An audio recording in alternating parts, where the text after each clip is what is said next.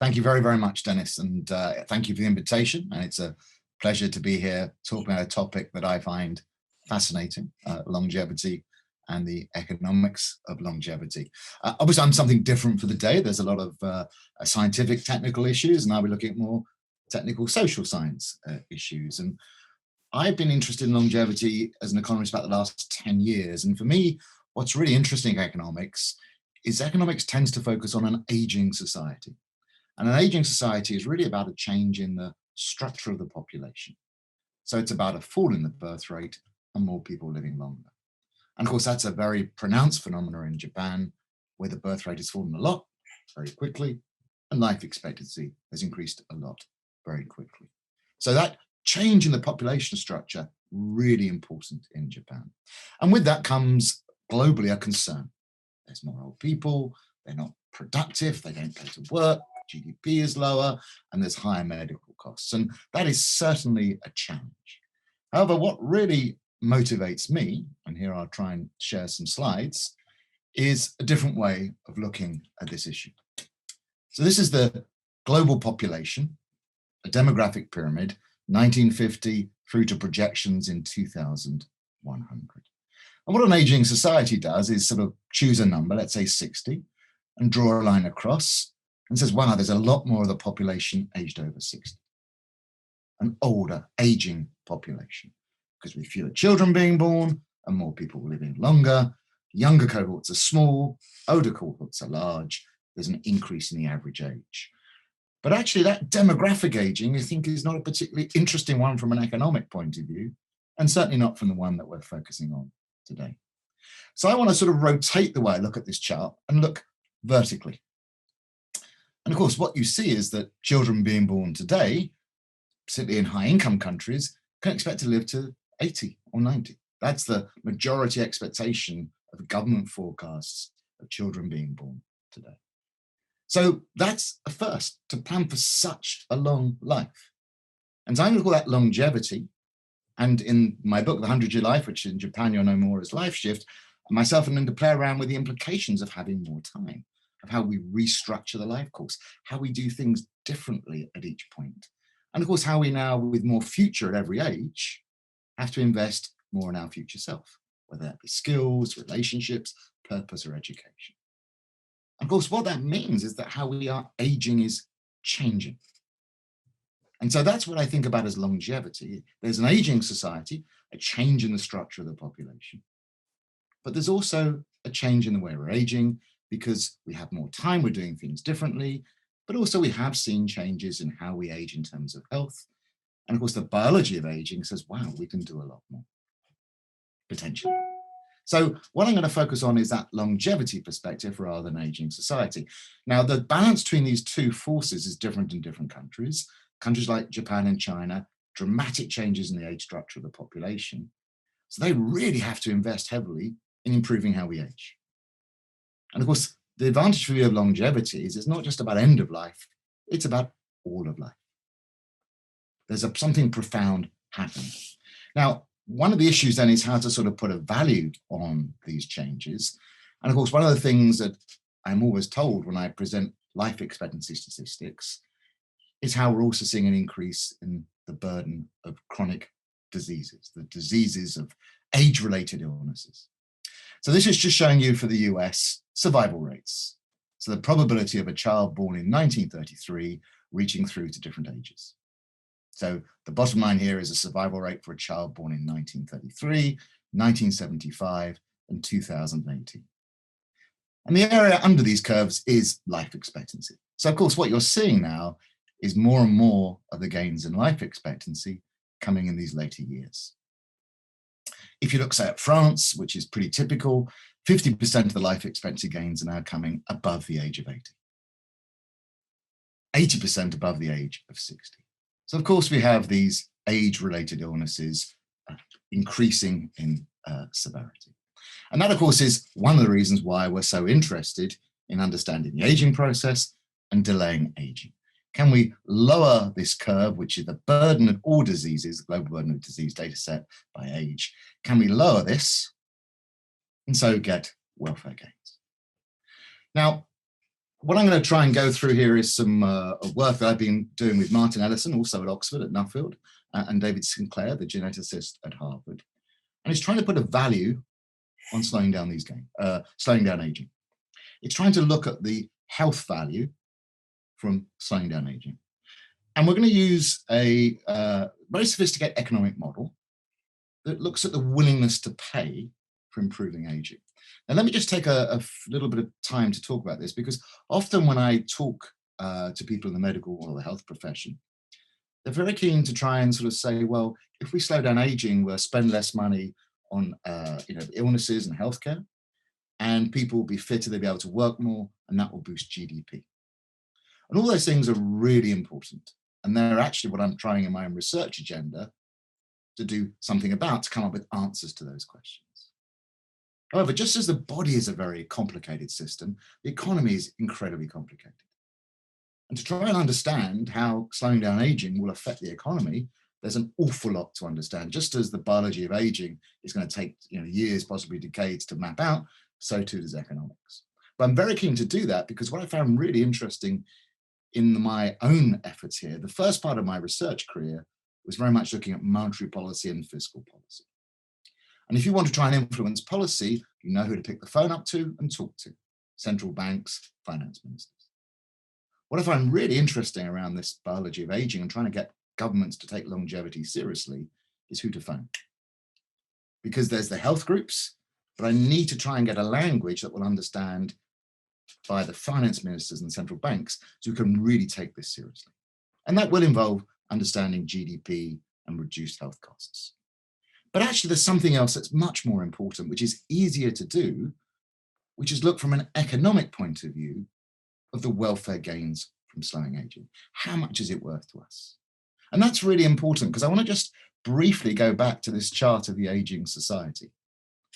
I find it extraordinary that we don't just applaud this shift here as one of the greatest achievements of humanity in the 20th century. How can we complain about an aging society? Think what this actually means. This is far fewer children to mourn when they die. This is fewer parents lost in middle age. This is more grandparents meeting their grandchildren. And that has a value which is enormous, aside from any contribution it may or may not make to GDP. So I'm going to look at the economic value of intervening to try and slow down aging in a way that economists talk about economic value, which is much more than GDP. Just look at the last year with COVID. Governments have lowered GDP in order to save lives. We know that health is incredibly important. So how should we be allocating our medical expenditure to think about intervening to treat different diseases? So that's the perspective I'm going to take. I'm going to say it's the purest economic approach. It's putting an economic value on on health interventions that improve how we age. Now I'm going to look at a number of things in this presentation. I'll come up with a headline number. I'm going to try and go through all these different variants here, and I've got 13 minutes. One of the left of my time. One of the ironies of talking about longevity is I always run out of time in my presentations. So I do hope these longer lives will eventually give me more time in my seminar presentations to go through the detail. Now, the work that we do is based around quite a complicated model, but it's really based around two things. It tries to value a life in terms of, let's say, quantity, so the number of years I can expect to live. And that's given by this survival function here. So if we live longer, this survival function will change shape. But it also depends on the quality of those years. And the quality will depend upon my health, my consumption, and my leisure. And what an individual does is they look at wages, they look at interest rates, they look at expectations of their health and their mortality, and they decide how to plan their life. And if you change people's health as a function of age, if you change life expectancy, then they change their behavior. And that's kind of the essence of my book, The 100-Year Life. Aging isn't just about end of life, it changes everything. And so when you change your survival rate, as you change your health, people make different decisions about what they spend, when they spend, how much they save, how long they save, and when they work and when they don't. So what I'm going to do is look at various interventions that change survival, change health, We're then going to use an economic model to calculate how people respond. And then we kind of got two different lives to compare, one with this life expectancy and health, one with another. And because it's an economic model, we can put a monetary value on how much you prefer one compared to the other. That's an economic measure of the welfare gains. If that sounds a little bit abstract, it's a pretty common approach in governments. For instance, in the UK, with the NICE Commission, when they allocate money to say whether a drug should be given by the NHS or not, they look at it, the QALYs it produces. QALYs is sort of a derivative, a somewhat simpler version of this more complicated one. So I need to sort of pick up speed a little bit, so buckle up, we're going to go quite fast. But the first thing we look at, and we're going to give each of these scenarios a literary name, just because it's then easier to talk to at least non-scientists about the interventions. And the first thing I'm going to do, we're going to call the Struldbruggs simulation, named after his travels, where there are the Struldbruggs who live in Luggnagg, who live forever but age normally. In other words, what I'm going to do is we're going to increase the survival rate, so we're going to increase life expectancy, but we're not going to change the way in which health diminishes with age. So we're not improving aging at all, but we're just living for longer. And obviously what's going to happen is health will diminish. And that is what happened to the Struldbruggs. Now we can put this into our model, we can solve, we can crank out some numbers, and we've calibrated this all for the current United States data, which is a life expectancy of 78.9. I'm just going to very quickly go through some numbers. So for a newborn, an extra year of life, just through changing mortality rates, not changing health, is worth $118,000. As you add more and more years to life, so go from 78.9 to 79.9 is worth 118, but going from 79 to 80 is worth 140. And you can see that there are diminishing returns to increasing life. If health doesn't change, there is diminishing returns to increasing life. And that kind of is obvious. It's mainly to do because health is diminishing. The other thing I'll stress here is that also the value of adding years to life is increasing with the age at which you evaluate the gain. So whilst for a newborn it's only worth 118,000, for someone aged 80 it's worth $312,000.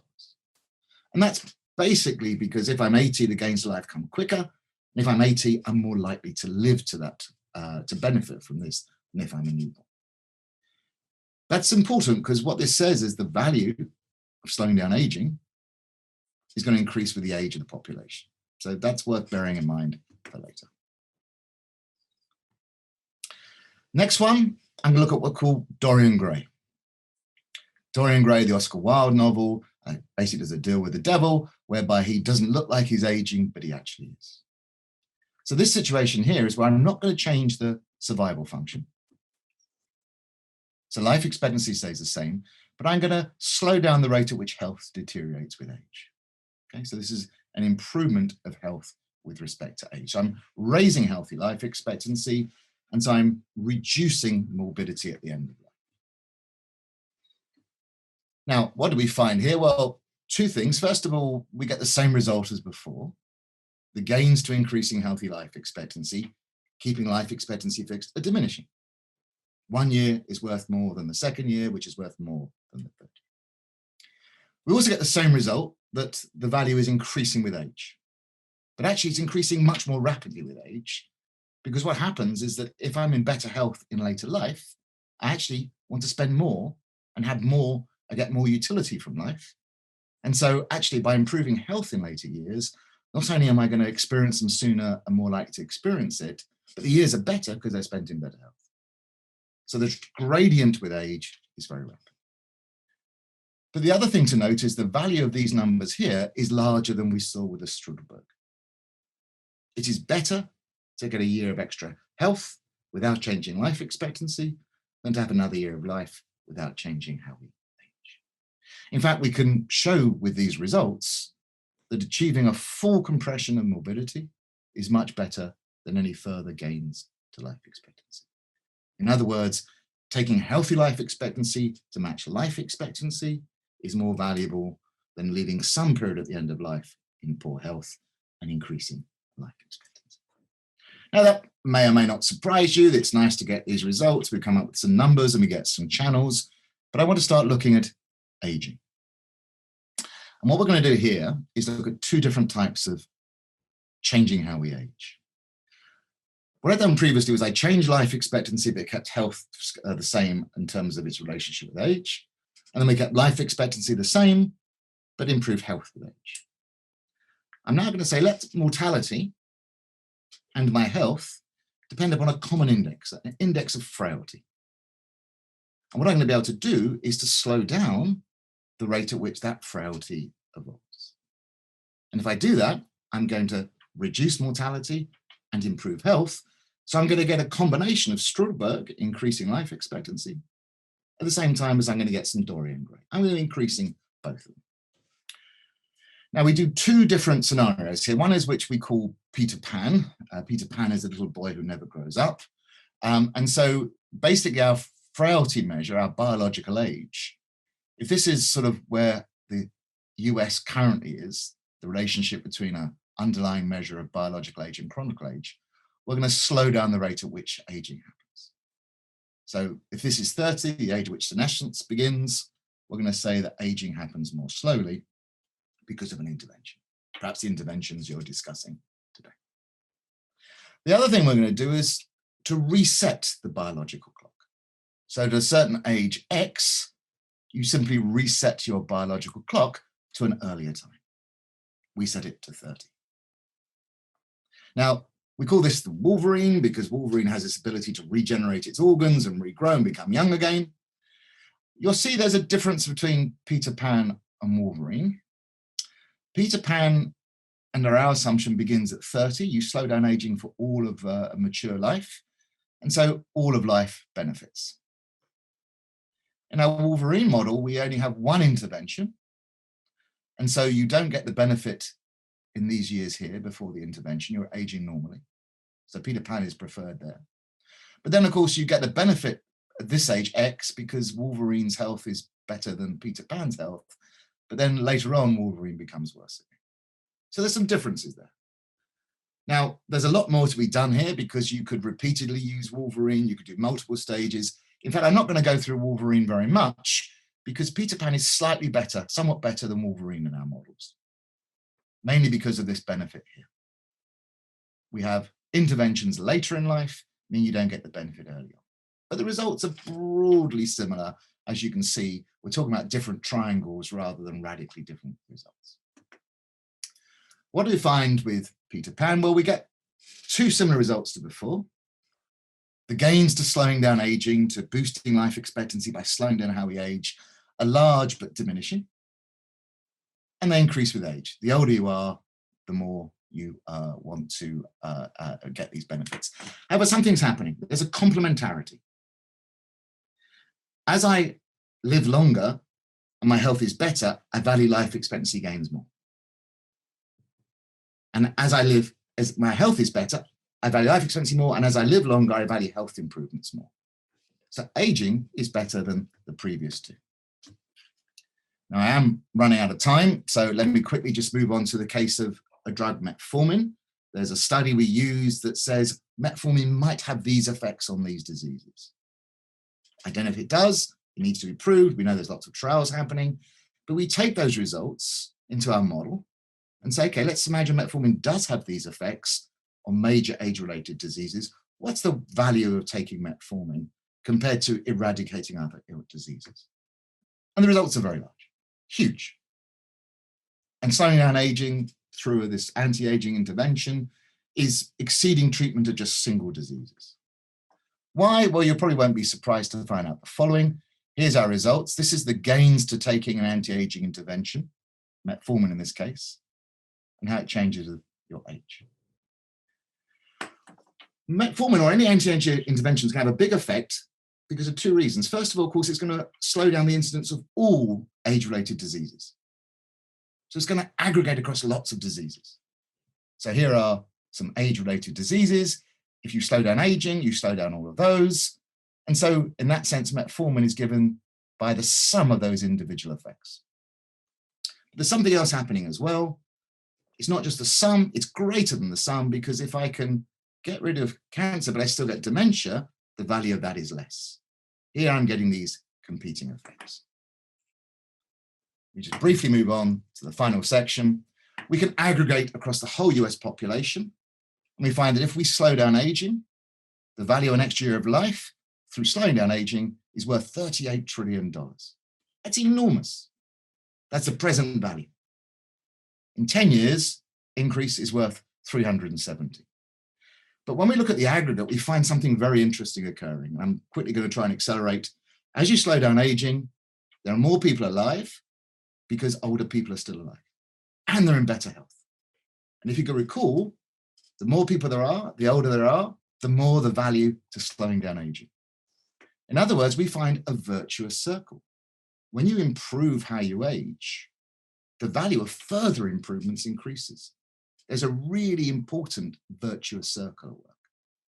And I think that's really important from an economic point of view, because this says the better we get at aging, the more we want to age more. So let me just very quickly summarize. I'm where I'm now, -1 minute.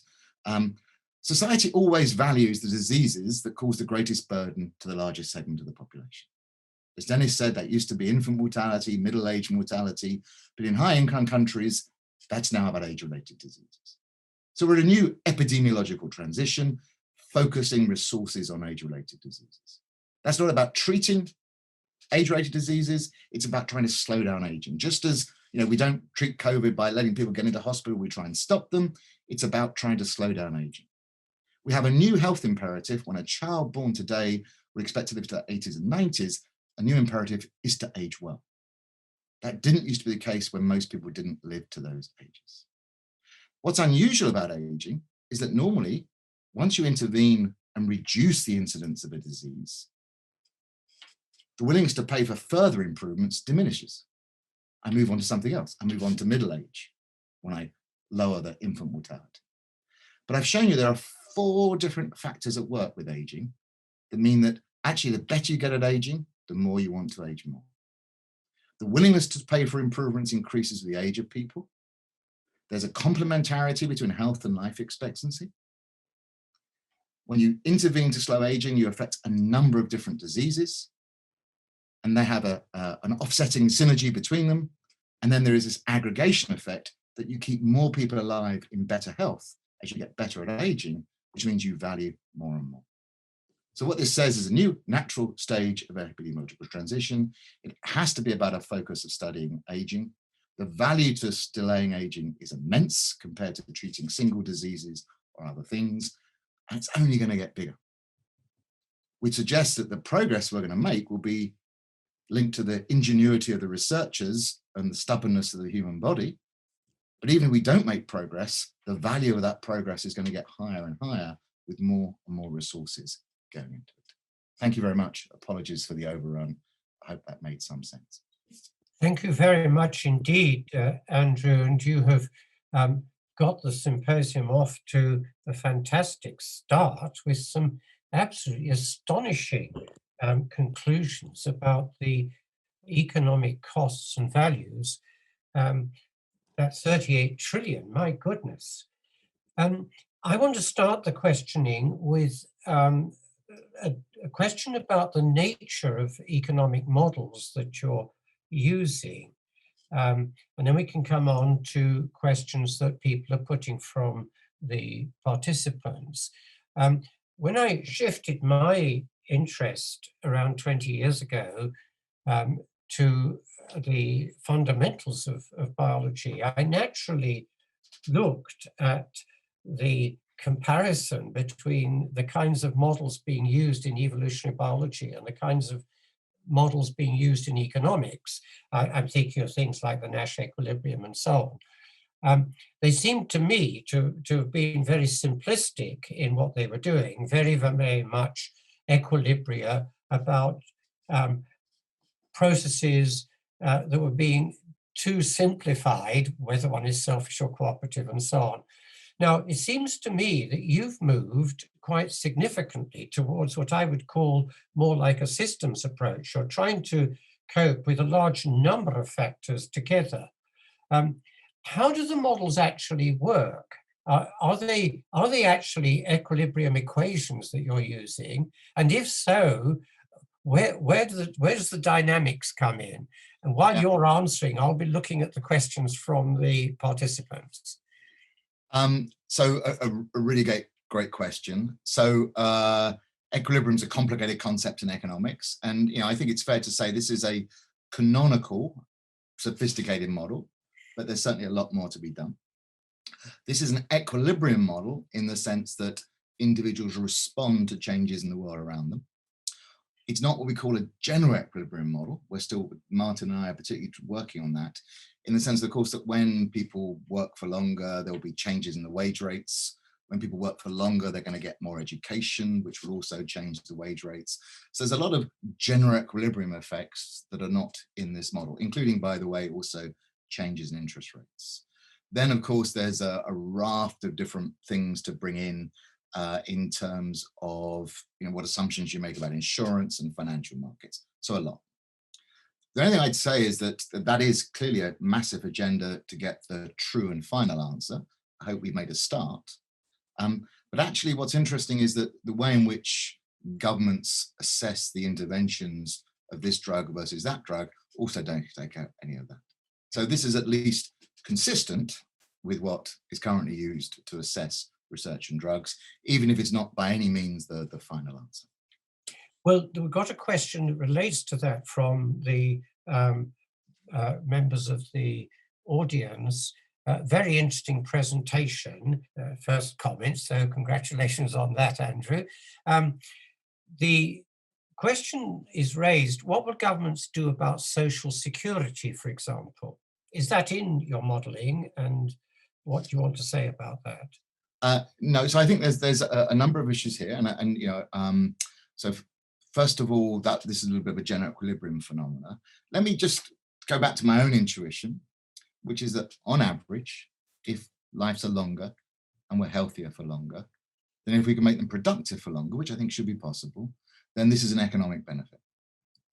Okay, so there's not a challenge there. This should be good for the economy. It's what I call the longevity dividend. Of course, if we're living longer in worse health and we have a social system that excludes older people from being productive, you're not going to get the benefits of that. So there is an issue how we unlock a longevity dividend, which is on average we're living longer and in better health. Full stop, that should be good for the economy. An aging society, which is a shift in the mix of the age groups, that may not be, that's going to be problematic. But longevity, living longer in better health should be good. It does require changes in social security, which of course many governments already done. Japan recently have announced an increase in retirement to age 70. They've been playing around with lowering the pension rate, increasing the contribution rate. So there is a lot to be done there. But actually, I think that there should be a positive here. So in the G7 countries, in the 10 years before COVID, 100% of employment growth came from those aged over 55. So this is what I sort of say is that how do we get people working for longer? And what's interesting around the world is actually we focus on retirement, but we see people fall out from employment from age 50. And that's nothing to do with retirement. So what we're going to do is how do we keep those people age 50 actively engaged in the workforce, which is partly tackling firm ageism, but is also tackling education and job provision to make sure people can work for more, that they're not caring for older parents, that their health is in good state, because of course there's lots of inequality. So there's a raft of adjustments that have to happen. One of the great things about the 100-year life is I can sketch out in an informal way some of those changes. When it comes to the modeling, you've got to be very, very detailed. So there's obviously going to be a long bridge to be built between the two. There's a last question from the floor. Well, there are two more, but I suspect I can only fit in one more. We can take the other at the end of the meeting. Do you have similar calculations of added value for the United Kingdom? You gave many, many trillions for the United States. What would it be for the UK? I mean, that's to be done. In fact, we're doing a follow-up paper. We're actually working on that. It will be less. Obviously, the UK population is significantly smaller than the US, so they divide by about 4. And in the UK, income isn't as high, which means that the government values life less. by about 2/3. So a sort of quick rule of thumb, that would be the adjustment. Okay. Divide by 4 and times 2/3 will give you the $1 trillion change. But that's a back of the envelope calculation. We'd need to do it more precisely, but it'd be around about that. There's one other thing about what we've done here. We've been focused on the willingness to pay, what it's worth. Of course, there's another one, which is the ability to pay, which is more where these GDP questions come in. I think to understand that, you need to understand how people want to use the extra time and how they respond to better health. So you can then understand which levers to pull. And let me just say, retirement is, I think, actually overrated as a lever to pull to change this. One, because actually the key thing about aging is differences in how people age. And so not everyone can work till 70. Some people are in poor health beforehand. And then the other thing is that a lot of people withdraw from the labour market well before. And how do we keep people learning, active and productive? So retirement actually, I think, is not the key thing here. And we're also seeing that in the labour market as more people work after retirement, more people fall out before retirement. It's a much richer topic than just that. Thank you very much. Actually, you've answered the other question that was coming up, so that's very good. Now we move on to our next speaker, Professor Yoshimori.